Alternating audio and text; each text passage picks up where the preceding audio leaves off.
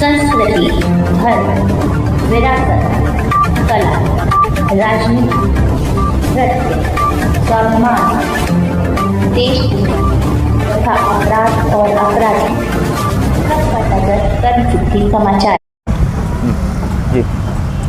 जी, सबसे पहले मैं आपका परिचय जानना चाहता हूँ। मैं सांसद प्रत्याशी गौतम बुद्ध नगर। जी सांसद जी, बहुत बहुत स्वागत है आपका। सबसे बड़ी बात यह है कि आप ये हॉस्पिटल में आप कब से इलाज करवा रहे हैं?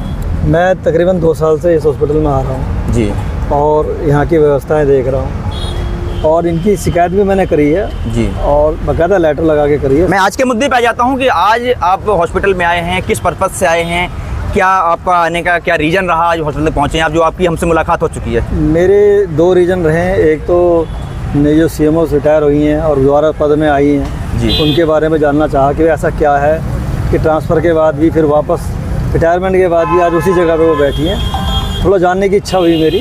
दूसरा जो नहीं हुआ CMO आई, उनसे मिलने की भी इच्छा हुई, शायद वो कुछ सुधार कर सकें और मिलके उनसे अच्छा लगा, हमें सकारात्मक लगा, उनके विचार अच्छे लगे हमें। पर अभी नई आई हैं, उन्हें शायद इसकी नॉलेज नहीं है। जो उन्होंने बताया वो अभी समस्याएं देख रही हैं, समाधान। आप 2 साल से लगभग क्या क्या इसमें देख रहे हैं, क्या क्या कमियां देख रहे हैं, क्या अच्छाइयां देख रहे हैं? कमियां होती हैं तो अच्छाइयां भी होती हैं। देखो, इन पे जो मशीनें ख़राब थी, मैंने उन मशीनों के इनको बदल के काम करवाए हैं और इन्होंने किए भी हैं। ऐसी बात नहीं है अगर मैंने इनको शिकायत की है, हर बार लेटर दे के नहीं की है, 1-2 लेटर लगाए हैं। बाकी तो मैं बता के इनसे काम कराया। दवाइयों की दिक्कत थी यहाँ पे, इन्होंने दवाइयों में सुधार किया है। पहले दवाइयाँ कम आती थी, अब ज़्यादा आ रही हैं। पहले खाली मीठी गोलियाँ देते थे और मीठी गोली की वजह थोड़ा अब कड़वी गोली भी आने लगी है।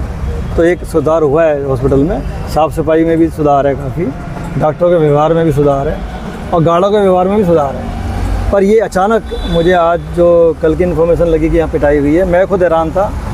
रहा 200 रुपये का, ये तो मेरे सामने कई प्रकरण में हो चुके हैं। तो जो लाइन में लगे होते हैं वो कहता है भाई आगे लगना तो 200 रुपये दे के, ये मेरे साथ भी हुआ है। मेरे से खुद बोला गया था, पर मैं लाइन में लग के चुपचाप अपना, क्योंकि उसे मैंने परिचय नहीं दिया था मैं कौन हूँ जी, मैं अपना लाइन में लग के अपना कार्ड बनाया और अपना इलाज कराया। और ये स्थिति हर सब जगह ही है। बात 200 रुपये की नहीं है, बात है लड़ाई झगड़ा नहीं होना चाहिए था। बाथरूमों की समस्या, पानी की समस्या को बाथरूम की लेके समस्या, इमरजेंसी में मैं गया था, 2 बाथरूम में ताले मिले मुझे। जब ताले मिले तो मैंने गार्ड को बोला ताले खुलवाओ।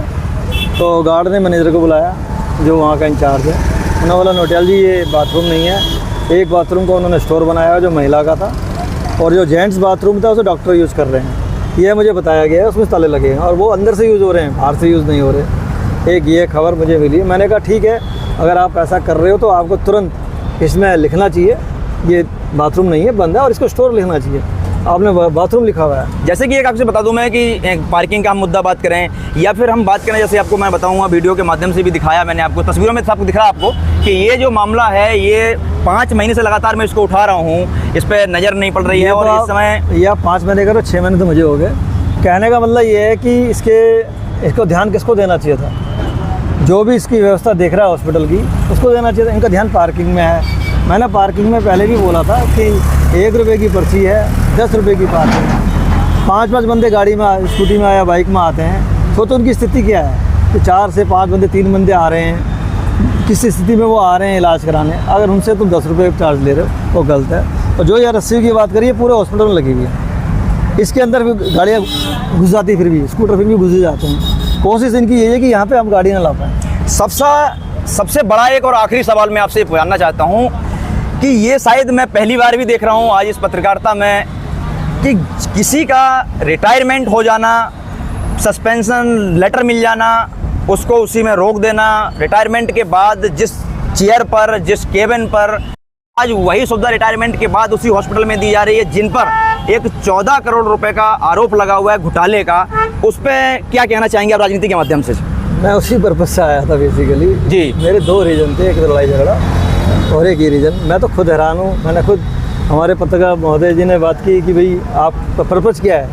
आप सीट पे आप आई हैं रिटायरमेंट के बाद, अब यहाँ करोगे क्या?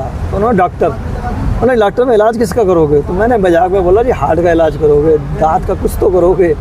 तो उन पर जवाब नहीं था, बस कहती है इलाज करूँगी। आप क्या इलाज करेंगे वो नहीं पता। तो ये थोड़ा हैरानी की बात है। लेकिन इतने बड़े सबसे पद बड़ी में- बात ये है कि उस इतने बड़े पद कुर्सी में- की लालच जो है, जिस पद पे वो उस कुर्सी पे सीएमएस बन के बैठी थी, आज भी उसी कुर्सी पर वो बैठी थी आपके सामने। जो हमारे पत्रकार जो हमारे साथी थे उनने उस कैप्चर किया अपने कैमरे में, उसको कैद किया, जिसको मैं दर्शाऊंगा आज उत्तर प्रदेश को दर्शाऊंगा कि आखिर उत्तर प्रदेश में ऐसा भी होता है। साफ मेरे तस्वीरों में देख सकते हैं आप कि मेरे पीछे राजनीति में क्या है, ये कहते कट्टर कहे जाने वाले और जो भी एक अन्याय और न्याय की लड़ाई लड़ने वाले, सच्चाई का साथ देने वाले, जो आज यहाँ पे हमारे बीच में पूर्व जो उम्मीदवार हैं सांसद के, लोकसभा के, आज हमारे बीच में पहुंचे यहाँ पे खास करके इसी जानकारी के लिए कि आखिर जो सीएमएस, पुरानी सीएमएस रेणु अग्रवाल जी हैं, आखिर वो उस कुर्सी को क्यों नहीं छोड़ना चाहती। आखिर उस कुर्सी में ऐसा क्या छिपा हुआ है, उसमें क्या ऐसा लालच है कि रिटायरमेंट अगर गवर्नमेंट ने उनको, उनकी सेवा समाप्त कर दी गई है कि आपका टाइम पूरा हो गया है, अब आप अपने घर पे आराम करिए, लेकिन उस कुर्सी को नहीं छोड़ना चाहते। आखिर किसमें क्या समझा जाए कि उस कुर्सी में ऐसा क्या छिपा हुआ है। देखते रहिए आप लाइव तस्वीरें नोएडा से मनोज शर्मा के साथ। इसमें एक और बात मैं आपको बताऊंगा।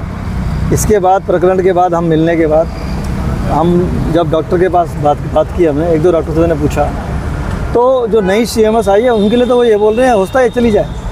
तो ये मुझे थोड़ा आश्चर्य लगा कि अभी तो उनको 6 महीने भी नहीं हुए उनके जाने की बातें हो रही हैं। इसका मतलब ये जो प्रकरण बनाया जा रहा है, जो मुझे दिख रहा है, जबकि उनको साथ देना चाहिए था। जब आप साथ में बैठे हो, उनको सपोर्ट करना चाहिए था कि ये गलतियाँ इनको सुधारो, कैसे सुधारा जाए, इनको साथ सपोर्ट करना। आपकी जो नई सीएमएस हैं, आपसे उनकी वार्ता हुई है, मुलाकात हुई है, बिल्कुल। आपको उनका रवैया, उनका काम करने का डिस्टेंस, तरीका क्या आपको समझ में आया उनका? आखिर क्या जो आपको बताया गया डॉक्टरों के द्वारा कि उनको हटा दिया जाएगा, तो क्या लगता है कि उनको हटाया जाए या फिर उनको रखा जाए? मेरे ख्याल से उनको मौका दिया जाए। और ये मुझे जो लग रहा है, शरारत लग रही है, ये उनके प्रति शरारत की जा रही है कि उनको हटाने के लिए ये कार्य किया जा रहा है। क्योंकि जो मैं तो 2 साल से आ रहा हूँ, गार्ड 200 रुपये पहले भी ले रहे थे, आगे जाके पर्ची बनाते थे।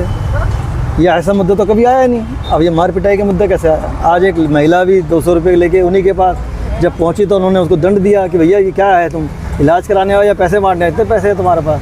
तो उनका जो व्यवहार मुझे अच्छा लगा, ये लगा कि उसको डांट रहे थे पेशेंट को भी, तुम पैसे क्यों दे रहे हो। तो यानी उनके पास ये खबर है ही नहीं कि ये पैसे लिए जाते हैं। तो ये पहले सीएमओ मैडम के पास खबर है, क्योंकि ये कहीं बोल चुके हैं ये लोग, ऐसी दिक्कतें यहाँ हैं हॉस्पिटल में। पर यह मुद्दा अब क्यों उठ रहा है, मुझे भी खुद हैरान हूँ। 2 साल से तो मैं भी देख रहा हूँ, ऐसा मुद्दा था नहीं। हाँ, पार्किंग का मुद्दा मैंने पहले भी उठाया था। पार्किंग बाकायदा यहाँ बंद हुई थी, ठेका दिया जाता है। वो ठेका जाता किसके पास है? जब मैं ठेकेदार से पूछता हूँ तो वो सीएमओ मैडम का नाम लेता है। तो ये भी मुद्दा है कि ठेके क्यों लिए जा रहे हैं और गवर्नमेंट ने किसने अधिकार दिया इनको ठेका लेने का, और क्यों लिए जा रहे हैं, उसका हिसाब किताब कैसे रखा जाता है।